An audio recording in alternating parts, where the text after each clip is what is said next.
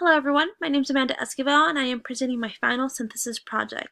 I'll begin with balanced literacy, which consists of three components of writing: interactive, shared, and independent writing. But first, I'll begin with interactive writing.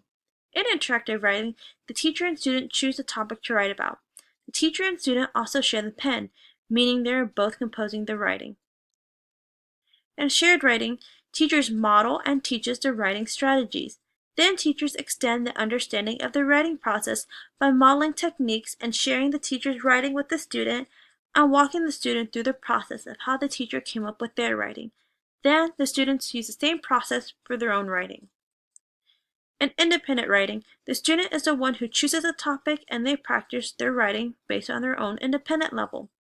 Students have the opportunity to practice, demonstrate, and understand the value of their own writing. So interactive, shared, and independent writing are related to the writing workshop and the 6 traits of writing. But first, let's begin with the writing workshop. We begin with the mini lesson or introduction in the writing workshop. Back when I worked with my case study student, we always did a writing workshop where I'd present the shortened lesson with a book or visuals that supported my objective. Then I would provide time for my students to write and share their writing at the end. Depending on what the lesson was about, we either did interactive, shared, or independent writing.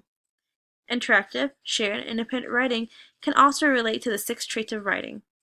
In the 6 traits of writing, we use ideas, organization, voice, conventions, sentence fluency, and word choice.